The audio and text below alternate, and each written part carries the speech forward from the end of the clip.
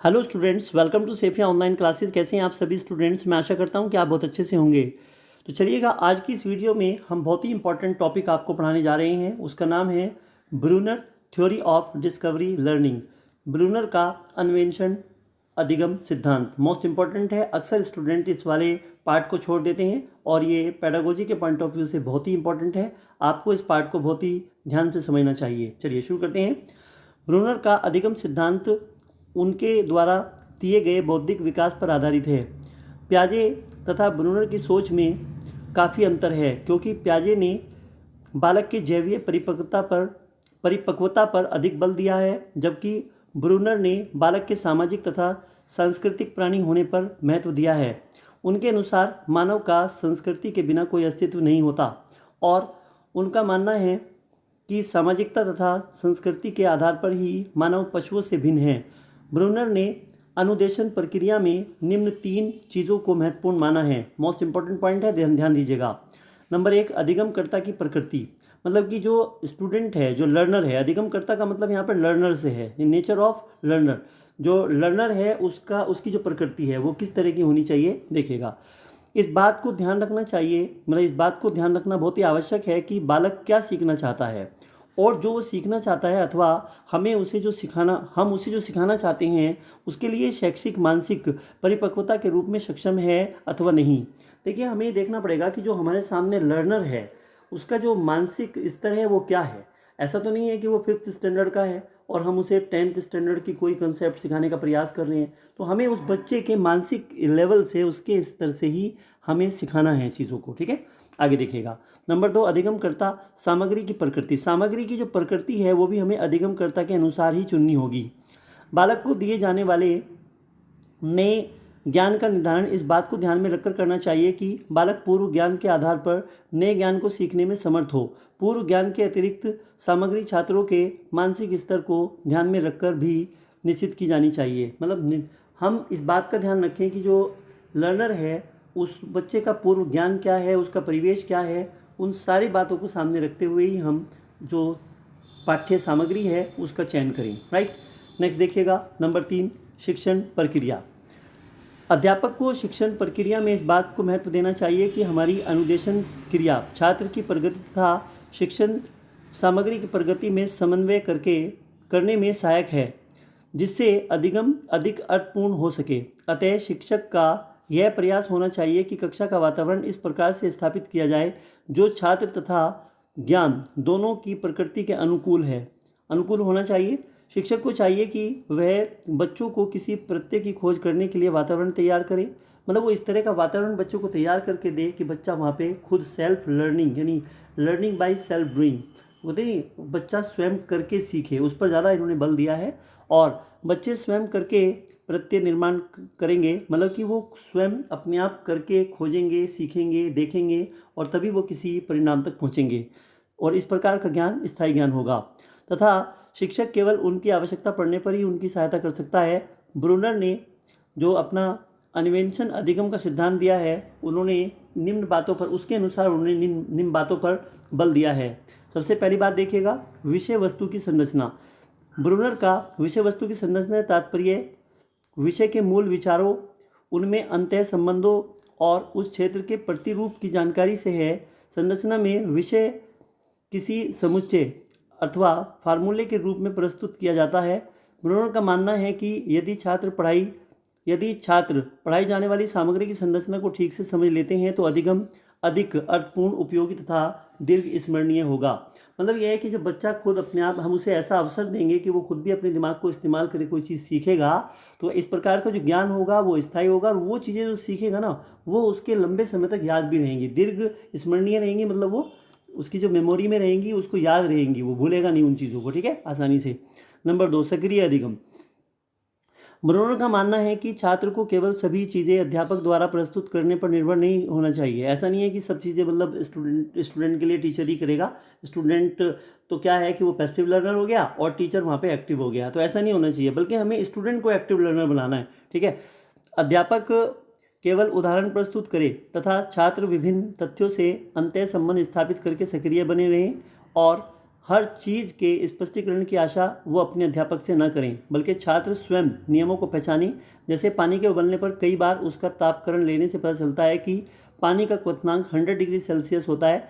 यही प्रक्रिया अन्वेषण अधिगम कहलाती है। राइट, चलिएगा अब नेक्स्ट देखिएगा स्टूडेंट, नंबर 3 पॉइंट, आगमन चिंतन का महत्व। अन्वेषण अधिगम में ब्रूनर ने आगमन चिंतन पर बल दिया। आगमन चिंतन आप जानते हैं ये मोस्ट इंपॉर्टेंट है। इसमें हम उदाहरण से नियम की ओर चलते हैं, मैं आपको अभी बताऊंगा थोड़ी देर के बाद में। According to Bruner, inductive learning can motivate active learning as well as the formation and understanding of concept.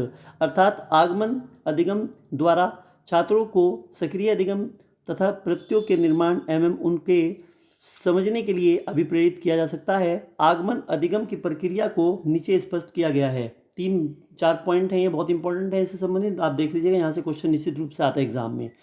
देखिएगा, नंबर 1, छात्र को किसी अनुभव से अवगत कराया जाता है और जो प्रत्यय अन्वेषित किया जाना है उसका विशिष्ट उदाहरण दिया जाता है। मान लीजिए हमें किसी बच्चे से किसी पॉइंट की खोज करानी है, तो हम उसके सामने वो प्रॉब्लम रखेंगे, ठीक है, उदाहरण के तौर पर, और उसे मौका देंगे, ऐसा माहौल बनाएंगे कि वो खुद अपने आप उसमें क्यों, कब, कैसे, मतलब वो खुद उसमें करके ढूंढे और वो परिणाम तक जाए। ठीक है, इस तरह का हम उसे अधिगम कराएंगे।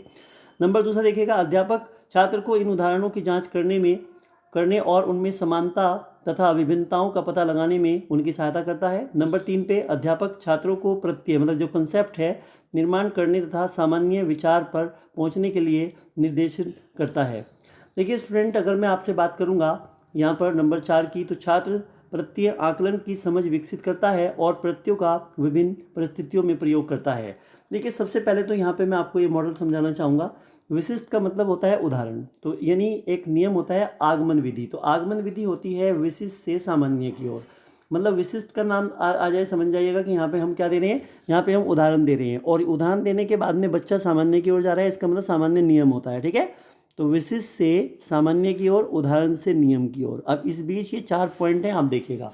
सबसे पहला इसका स्टेप होता है कि प्रत्यय संबंधित विशिष्ट उदाहरण दिया जाता है। अध्यापक ने यहाँ पे उदाहरण दिया, उदाहरण देने के बाद में अब सेकंड स्टेप में क्या होगा कि बच्चा खुद करके सीखेगा यहाँ पे। ठीक है, अब अध्यापक छात्रों को उदाहरण में समानता तथा असमानता के बीच जांच करने में सहायता करता है। यहाँ पे बच्चे को हेल्प मिलेगी टीचर के द्वारा। ठीक है, अध्यापक तीसरे स्टेप में क्या होगा, अध्यापक छात्रों को सामान्य प्रत्यय विकसित करने का मार्गदर्शन देता है। अध्यापक के द्वारा केवल यहाँ पे बच्चों को मोटिवेट किया जाएगा, उसे मार्गदर्शन दिया जाएगा, लेकिन करेगा स्टूडेंट खुद ही। ठीक है, सेल्फ लर्निंग है यहाँ पे, और उसका नतीजा ये निकलेगा कि छात्र प्रत्यय को विभिन्न परिस्थितियों में प्रयोग करेगा। जब वो प्रयोग करेगा तो किसी न किसी एक नतीजे पर यानी परिणाम पे पहुंचेगा, और जो वो परिणाम पे पहुंचेगा वही उसका नियम बन जाएगा। राइट, इस प्रकार इस प्रक्रिया में ये 4 सोपान बताए हैं, और यहाँ पे ये उदाहरण के लिए मैंने आपको बताया है कि विशिष्ट से सामान्य की ओर, अर्थात आगमन विधि इस तरीके से 4 सोपान से होकर गुजरती है। ऑलराइट, चलिए आगे देखिए।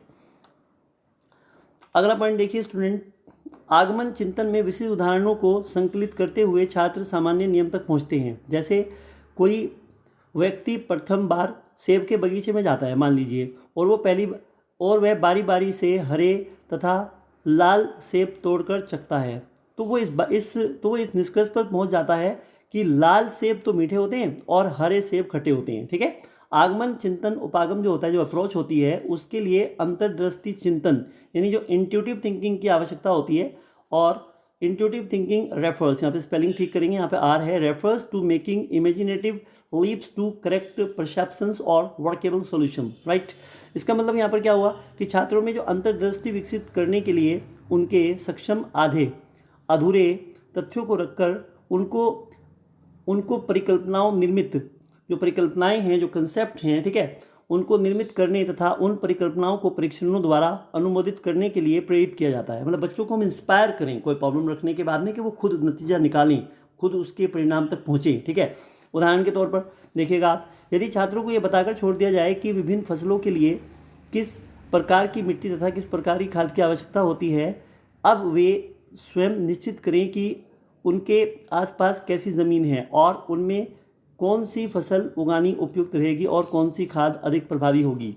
फिर उस फसल को स्वयं बोकर वांछित उत्पाद का आकलन करेंगे। आकलन करेंगे तो मतलब क्या होगा कि वो खुद उस पर नतीजे पे पहुंच जाएंगे। ठीक है, तो यहाँ पे आपने बच्चे के सामने एक प्रॉब्लम रखी, अब वो प्रॉब्लम रखने के बाद में उसका सॉल्यूशन ढूंढेगा, खोजेगा, और जो खोज से वो सीखेगा, ठीक है ना, वो ज्ञान उसका स्थायी ज्ञान होगा क्योंकि उसने खुद करके सीखा है। ठीक है, पुनर्बलन तथा व्यक्तिगत उपलब्धि, ये भी इंपॉर्टेंट बिंदु है इनका।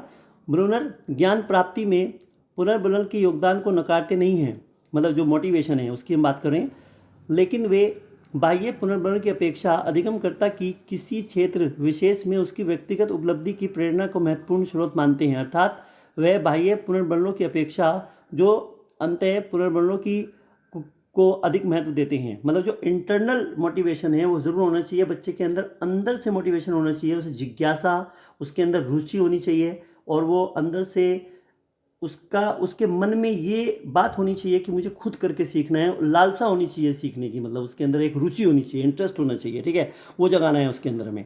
और उदाहरण के रूप में आप एक एग्जांपल लीजिएगा, किसी व्यक्ति को लक्ष्य प्राप्ति पर जब आत्मसंतुष्टि होना तथा थोड़ी सफलता मिलने पर आगे बढ़ने के लिए उत्सुक होना तथा उसको अपनी क्षमताओं का अनुभव करा के प्रोत्साहित करते हैं। देखिए, जब बच्चे को हम इंस्पायर करते हैं और वो कोई काम, हम उसे कोई प्रॉब्लम देते हैं और वो सॉल्व करता है, खुद करके सीखता है, तो उससे क्या होता है कि उसके अंदर एक, जब वो परिणाम पर पहुंच जाता है तो उस परिणाम से उसे खुशी मिलती है कि यार मैंने ये आज सीखा है, करके किया है मैंने। ठीक है, तो उससे क्या होगा, बच्चे के अंदर उस सब्जेक्ट के प्रति इंटरेस्ट क्रिएट होगा। ठीक है ना, तो ये इंपॉर्टेंट है यहाँ पे। तो इंटरनल मोटिवेशन बहुत ज़रूरी है, मतलब बच्चे को रेडी करना। ठीक है, रेडीनेस का नियम आपने देखा भी होगा। तो ये सब बातें आपके सामने स्टेप बाय स्टेप आएंगी स्टूडेंट, यू डोंट वरी, चलिएगा। अन्वेषण अधिगम दो प्रकार की होती हैं। पहली अनिर्देशित अन्वेषण, ये बहुत इंपॉर्टेंट पॉइंट है, यहाँ से क्वेश्चन आया हुआ है।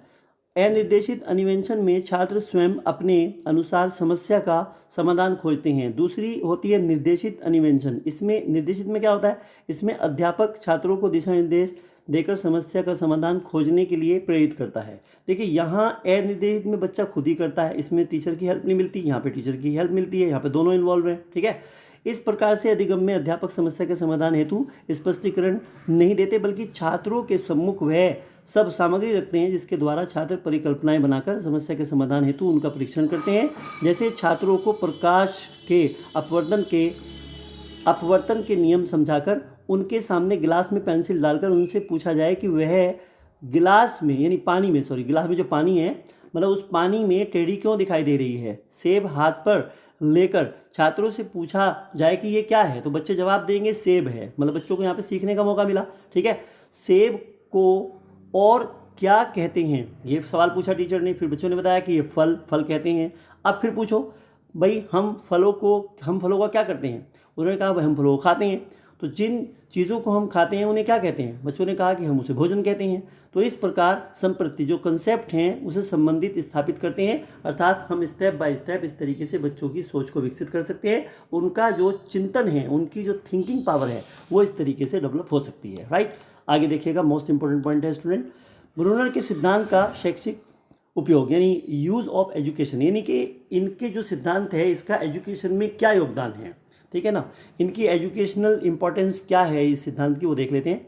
अध्यापक को चाहिए कि नए ज्ञान को उससे संबंधित चित्र, रूपरेखा तथा सूत्रों के द्वारा छात्रों के समक्ष व्यवस्थित क्रम में प्रस्तुत करे। नंबर 2, अध्यापक को विभिन्न स्रोतों से नए ज्ञान का अर्जन करके उसे छात्रों का पूर्ण प्रयत्न किया जाना चाहिए ताकि छात्र अपनी क्षमताओं के अनुरूप उसे ग्रहण कर सकें।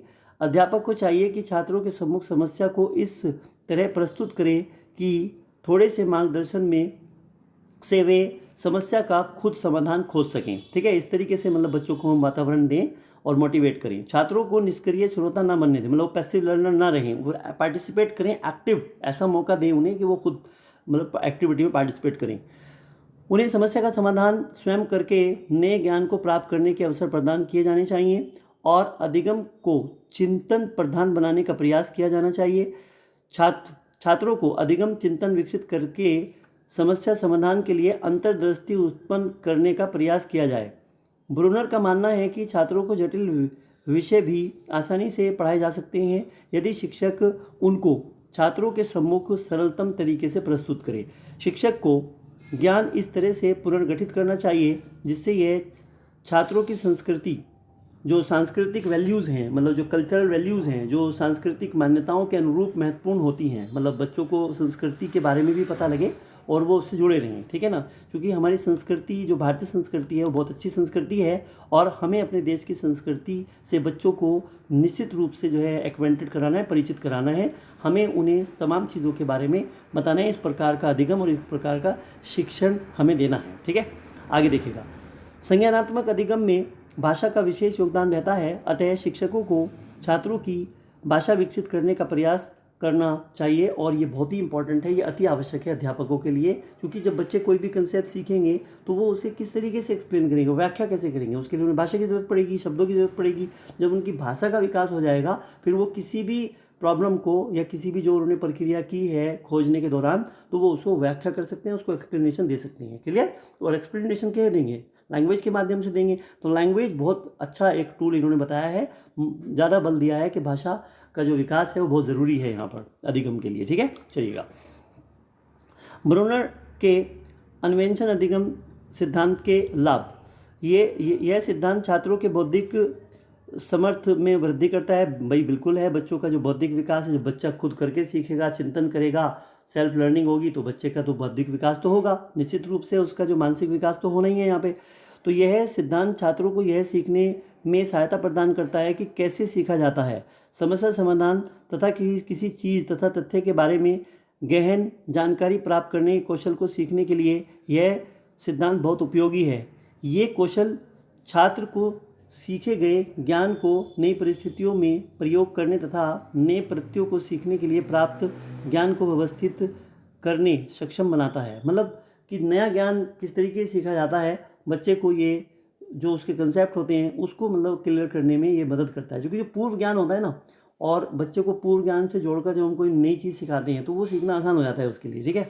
तो ध्यान रखेंगे, ब्रूनर ने बाह्य पुरस्कार को आंतरिक पुरस्कार, उन्होंने कहा है कि जो बाह्य पुरस्कार है उसकी अपेक्षा हम उसको आंतरिक पुरस्कार दें, मतलब मोटिवेट करें, उसके अंदर हम जिज्ञासा उत्पन्न करें, उसके अंदर मतलब उसको इस तरीके से इंस्पायर करें कि वो बच्चा खुद उसके अंदर इच्छा जागृत हो कुछ करने की, उसके अंदर एक मतलब दिलचस्पी ले वो हर चीज़ में, काम में, ठीक है। उसके अंदर इंटरेस्ट क्रिएट करें, हम उसको सेल्फ लर्नर बनाना है। तो अधिगम को अधिक स्थायी बनाने का प्रयास किया जाता है। तो उन्होंने कहा है कि बच्चे को इंटरनल मोटिवेशन बहुत ज़रूरी है। जब अंदर से उसकी फीलिंग आएगी ना कि हाँ मेरे को करके सीखना है, ठीक है, और जब वो कुछ करेगा, सीखेगा, उसके सामने परिणाम आएंगे तो कॉन्फिडेंस आएगा। तो फिर इस तरीके से वो आगे अधिगम के प्रति सकारात्मक दृष्टिकोण रखने लगेगा और उसे उसको काम करने में आनंद भी आएगा, ठीक है। ब्रूनर के सिद्धांत की कमियाँ, प्रत्येक प्रकरण को अन्वेषण विधि द्वारा पढ़ाना सीखना कोई आसान कार्य नहीं है। मतलब कुछ मनोवैज्ञानिकों ने इनकी आलोचना भी की है। देखिएगा, सभी छात्रों में खोज प्रतिभा समान रूप से नहीं होती। इस खोज सिद्धांत द्वारा सृजनात्मक तथा प्रखुर जो तेज बुद्धि वाले विद्यार्थी हैं, है ना, जो बालक हैं, वो तो अधिक प्रभावशाली रूप से सीख सकते हैं, जबकि जो मंद बुद्धि वाले बालक हैं उनके लिए उपयोगी नहीं है, ऐसा इनका मानना है। निर्धारित समय में पाठ्यक्रम को पूर्ण करना ब्रूनर के अन्वेषण सिद्धांत द्वारा सहज कार्य नहीं है। चूँकि इतना बड़ा सिलेबस है, आप अगर बहुत सारे उन्हें खोज करके सिखाएंगे तो सिलेबस तो पूरा नहीं हो पाएगा, उनका ऐसा मानना था। तो ये टाइम कंज्यूमिंग भी होता है, चूँकि तो प्रैक्टिकल है टोटल, ठीक है। आगे देखिएगा, ब्रूनर की ये अवधारणा है कि यदि अध्यापक विषय सामग्री को उचित क्रम में सरलतम बनाकर प्रस्तुत करे तो बालक को किसी भी आयु में कुछ भी पढ़ाया जाना संभव है। पूर्ण रूप से ये बात संभव नहीं है, मतलब ये सत्य नहीं है। मान लीजिएगा कि आपने एक 5वीं क्लास का स्टूडेंट है, 5th क्लास का, और 5th क्लास के स्टूडेंट को आप 10th क्लास का कोई प्रॉब्लम साइंस या मैथमेटिक्स का सिखा रहे हो आप उसे, और आप उसे सरलतम तरीके से सिखा दोगे, क्या आप उसे सिखा पाओगे? नहीं सिखा पाओगे ना। तो यानी मनोवैज्ञानिक यहाँ पे इनकी आलोचना करते हैं कि ये बिल्कुल कह रहे थे ये गलत है, ऐसा हर जगह अप्लाई नहीं होगा, ठीक है। चलिएगा, अब यहाँ पे इससे जुड़े हुए कुछ इंपॉर्टेंट क्वेश्चन देख लेते हैं स्टूडेंट। सबसे पहला क्वेश्चन है, अन्वेषण अधिगम सिद्धांत किस मनोवैज्ञानिक ने प्रतिपादित किया था? बताइए, अन्वेषण अधिगम सिद्धांत किसने दिया था? जेरोम ब्रूनर ने। सी ऑप्शन ठीक हो गया। अनिर्देशित अन्वेषण से अभिप्राय क्या है? देखिए, छात्र स्वयं अपने अनुसार समस्या का समाधान करते हैं, क्या इसमें टीचर इन्वॉल्व होता है? बिल्कुल नहीं होता, तो आपका ये ऑप्शन ठीक हो गया। आगे देखिएगा, नंबर 3, ब्रूनर के अनुसार अधिगम सामग्री की प्रकृति कैसी होनी चाहिए? पूर्व ज्ञान के आधार पर नए ज्ञान को सीखने में समर्थ हो, ठीक है, ये तो होगा। अधिगम सक्रिय अधिगम से संबंधित सही कथन चुनिए। देखिए सक्रिय की अगर हम बात करेंगे तो इसमें स्टूडेंट और टीचर दोनों ही इसमें पार्टिसिपेट करते हैं, तो इसमें अध्यापक व छात्र दोनों ही सक्रिय रहते हैं। आपका बी ऑप्शन ठीक हो जाएगा। नंबर 5वां, अधिगम चिंतन से संबंधित सही कथन को चुनना है। नियम पहले उदाहरण बाद में दिए जाते हैं। देखिए अगर हम आगमन की बात करेंगे तो आगमन विधि में उदाहरण पहले होता है। उदाहरण देकर बच्चों को स्वयं निष्कर्ष तक पहुंचने के लिए प्रेरित किया जाता है, मतलब नियम वो खुद खोजते हैं। इसका मतलब यहाँ पे बी ऑप्शन ठीक होगा, ठीक है ना। तो विशिष्ट से सामान्य की ओर, इसका मतलब क्या हुआ, स्पेसिफिक टू जनरल। तो यहाँ पे आपका 5वें का बी होगा, उदाहरण से नियम की ओर। इसका मतलब ये आपका आंसर ठीक होगा। आगे देखिएगा नंबर 6, जेरोम ब्रूनर के अनुसार निम्न कथनों पर विचार करके सत्य कथनों को छांटिए।